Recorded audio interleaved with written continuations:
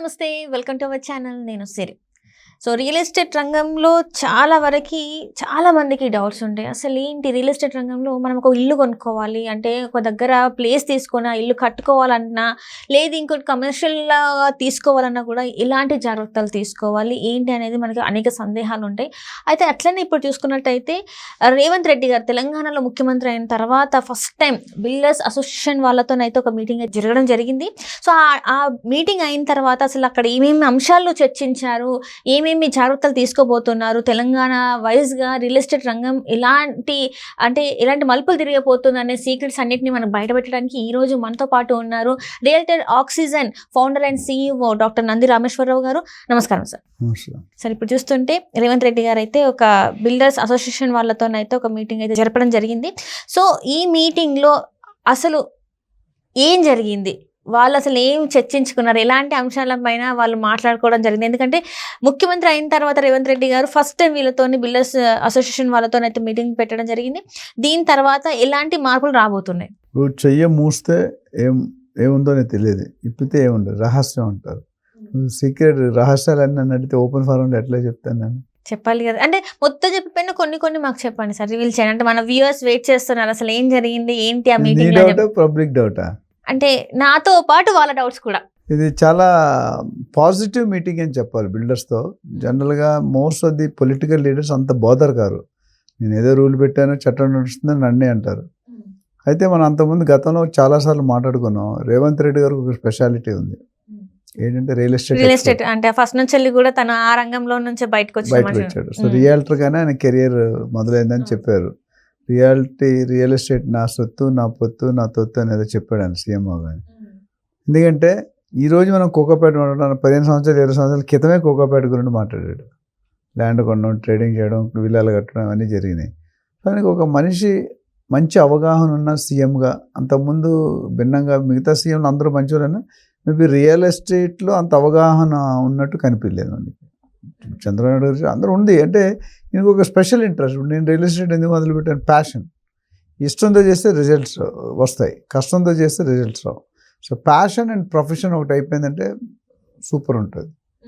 చాలా మంది ప్యాషన్ వేరు ఉంటుంది, ప్రొఫెషన్ వేరు ఉంటుంది. ఒక అమ్మాయి జాయిన్ అయ్యారు ఒక 20 years బ్యాక్. ఆయన BDS డెంటల్లో చేశాడు కోర్స్. వాళ్ళ అమ్మ నాన్నకి డాక్టర్ అవ్వాలని ఉండేది, కానీ చేసేది రియల్ ఎస్టేట్ ఏజెంట్ అవుతుంది. నేను అడిగాను అదేంటి బాబు అంటే, అది అమ్మ నాన్న కోసం చేసాం, నాకు నచ్చేది రియల్ ఎస్టేట్, అందుకే రియల్ ఎస్టేట్ చేసి డాక్టర్ కోర్స్ వదిలేశాడు. మేబీ కొన్ని లక్షలు ఇచ్చి అప్పుడు సీట్ తీసుకున్నారు. So passion is different, profession is different. Okay, అందుకని మీరు చూసుకుంటే గత ప్రభుత్వాలన్నీ కూడా MAUD అని డిపార్ట్మెంట్ ఉంది, municipal administration and urban development. ఆ డిపార్ట్మెంట్ గత ప్రీవియస్ గవర్నమెంట్ KTR గారు హ్యాండిల్ చేశారు, అంతమంది వేరే వాళ్ళు హ్యాండిల్. ఈ గవర్నమెంట్లో ఎవరున్నారంటే రేవంత్ రెడ్డి ఉంచుకున్నారు దాన్ని, పెట్టుకుని ఎవరికి ఇవ్వలేదు. బికాస్ ఆయనకు మంచి రహస్యం తెలుసుకున్నాడు, సీక్రెట్ ఏంటంటే ఆయనకు ఆల్రెడీ అవగాహన ఉంది కాబట్టి. అవగాహన ఉంది, ప్లస్ ఇంకొక మెయిన్ సీక్రెట్ ఏంటంటే డబ్బులు ఏమైనా కావాలంటే ఈ డిపార్ట్మెంట్ వచ్చింటే ఏ డిపార్ట్మెంట్ రావనేది క్లారిటీ ఉంది.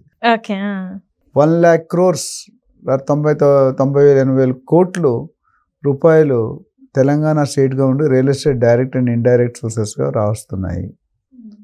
సో రేట్లు పెంచుతున్నారు, భూమి రేట్లు పెంచుతున్నారు, లాస్ట్ టైం మాట్లాడడం మనం. అట్లానే స్టాంప్ డ్యూటీ పెంచుతున్నారు, HMDA పరిధి పెంచు, ఇవన్నీ కూడా ఒక statement will cost 10,000 crores. HMDA పరిధి పెంచాలంటే ఇంత డబ్బులు పెరిగిపోతాయి, స్టాంప్ డ్యూటీ పెంచాలంటే ఇంత డబ్బులు పెరుగుతాయి. అంటే అందుకే గవర్నమెంట్ ఖజానాకి యాడ్ అవుతుంది. So positive way. అయితే మీరు అడిగిన బిల్డర్స్ అసోసియేషన్ ఏం మాట్లాడారు, ఇది చాలా వాల్యుబుల్ క్వశ్చన్, చాలా వాల్యుబుల్ ఇన్పుట్స్ ఇచ్చారండి. బిల్డర్స్ అందరూ ఫస్ట్ మొన్న 7-8 నెలల వరకు గవర్నమెంట్ ఫామ్ అయిన దగ్గర నుండి ఆందోళనలో ఉన్నారు. ఏమవుతుంది, మనం ఉంటాం పోతాం, ఏ ఏరియా డెవలప్, ఎక్కడ వెంచర్ చేయాలి, ఎక్కడ వెంచర్ చేయకూడదు అనే సందిగ్ధంలో కొట్టుమిట్టాడుతున్నారు. రవితేజ గారు అంటే రాష్ట్రకి అత్యాశకి మధ్యలో కొట్లాడుతున్నాడు. అట్లా వీళ్ళు ఏం మానేయాలా చేయాలా మధ్యలో సందిగ్ధంలో ఉండిపోయారు. దానికి తెర తీశారు ఆయన. తెర తీసి క్లారిటీ ఇచ్చారు. ఏంటంటే మన ఇంతకుముందు హైదరాబాద్ వెస్ట్ జోన్ మనం ఫోకస్ చేశారు గవర్నమెంట్, గుడ్ జాబ్ దేవడన్. కానీ మనం తెలంగాణ మొత్తం ఫోకస్ చేయాలి. లుకిస్ట్ కాన్సెప్ట్ కూడా పెట్టారు. అయితే ఆయన ఏమన్నారంటే మీరు అందరూ ప్లాన్ చేయండి ఎట్లాంటి ఇన్ఫ్రాస్ట్రక్చర్ కావాలి. ఇప్పుడు వెస్ట్ జోన్ లాగా అన్ని కాలేదు కదా, ఓవర్నైట్ కావు. సో వెస్ట్ జోన్లోగా మిగతా అన్ని ప్లాన్ చేయండి. దానికి కావాల్సిన గవర్నమెంట్ సపోర్ట్ అనేది నేను సానుకూలంగా స్పందిస్తున్నాను. మీరు వర్కౌట్ చేసుకుని మీ అందరూ కలిసి నా దగ్గర ఒక ప్లాన్తో రండి. ఆ ప్లాన్ మనం కూర్చొని మాట్లాడదాం. దాన్ని బట్టి ఏది పాసిబుల్ ఏది నాటబుల్ చేసి మీకు సానుకూలంగా సపోర్ట్ చేయడానికి నా సైడ్ నుండి ఎప్పుడూ రెడీగా ఉంటుంది తెలంగాణ గవర్నమెంట్ అని చెప్పారు. అప్పుడు ఊపిరి పీల్చుకున్నారు బిల్డర్స్. ఓకే. అంటే క్లారిటీ వచ్చింది, ఎక్కడేం చేయాలి, ఈస్ట్లో ఏం చేయాలి, వెస్ట్లో ఏం చేయాలి, నార్త్లో ఏం చేయాలి, సౌత్లో ఏం చేయాలి అంటూనే ఒక స్టేట్మెంట్ యాడ్ చేశారు. కేవలం మీ బెనిఫిటే చూసుకోకూడదు, మీ బెనిఫిట్తో పాటు బయర్స్ ఇన్వెస్టర్స్ బెనిఫిట్తో పాటు గవర్నమెంట్ కూడా బెనిఫిట్ చూడండి, ఆదాయం రావాలి. ఇది చాలా ఒక వన్ వే పాయింట్ అనే ఇంపార్టెంట్ పాయింట్. గవర్నమెంట్ ఇప్పుడు తెలంగాణ గవర్నమెంట్ 6 లక్షల కోట్ల అప్పులో ఉంది, ఆంధ్ర గవర్నమెంట్ 10 లక్షల కోట్ల అప్పులో ఉంది, మన పెద్దన్నయ్య చిన్నన్నయ్య. సో అది వెరీ పాజిటివ్ ఇన్స్పిరేషన్. ఎందుకంటే బిల్డర్స్కి ఒక బ్లాంక్ చెక్ ఇచ్చినట్టే. బ్లాంక్ చెక్ అంటే అమౌంట్ వేయలేదు, నువ్వు ఎంతైనా రాసుకోవచ్చు. కొంత పెద్దవాళ్ళు దానం చేసినట్టు బ్లాంక్ చెక్ నీకు ఎంత కావాలో అంత రాసుకుంటారు, డబ్బులు ఉన్నాయి. బిల్డర్స్కి ఇది ఒక బ్లాంక్ చెక్ లాంటిది. సో వాళ్ళు ఉత్సాహంగా మరిన్ని ప్రాజెక్టులు, మరింత ఇన్ఫ్రాస్ట్రక్చర్ బిల్డ్ చేయడానికి, మరింత పెద్ద బిల్డింగ్స్ కట్టే అవకాశాలు చాలా కనిపిస్తున్నాయి. ఇవన్నీ చూసుకుంటే కనుక వెరీ పాజిటివ్ సైన్.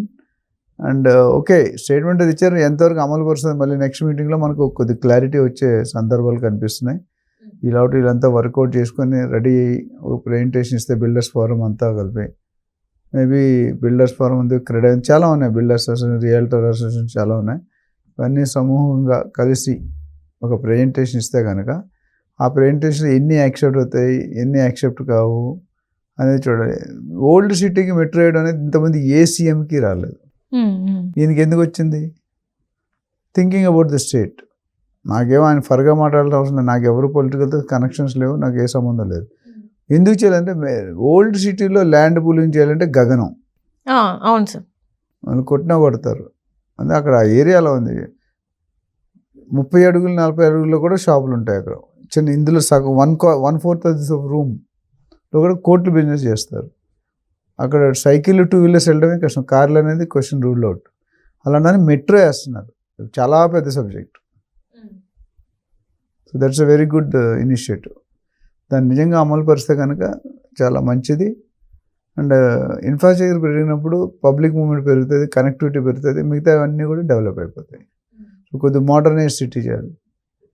నేను ఎక్స్పెన్షన్ ఎట్లా ఉందంటే అన్నింటిలో కూడా, అన్ని ఏరియాలో కూడా satellite townships, pharma clusters, sports, ఎక్కడ పడితే అక్కడ ఇండస్ట్రీ కారిడార్స్, వరంగల్ సపరేట్గా రకరకాల ఏరియాలు రకరకాల ప్లాన్ చేస్తారు. సో అన్నీ కూడా పాజిటివ్ సైన్ అనుకోవచ్చు. మనం వేచి చూడాల్సి వస్తుంది, ఈ చెప్పిన మాటలు ఎంతవరకు అమలు పరుస్తారు అనేది మనం చూసుకోవాలి. చూసుకొని వెయిట్ చేస్తే ఒక నిజంగా అనుకుని జరిగితే, ఇందాక మనం న్యూ జెర్సీ మించి సిటీ అన్నాం, ఇక్కడ బిల్డర్స్కి ఇంత సపోర్టు, బిల్డర్స్ ఉత్సాహం నింపారు, బాగా పంపు కొట్టి పంపించారు. ఆ గాలి ఎంతవరకు ఉంటుంది, ఎంతవరకు పాసిబిలిటీ, ప్రాక్టికాలిటీ ఎంత ఉంది అనేది మనం వెయిట్ చేయాలి. Right sir, right. Thank you so much sir.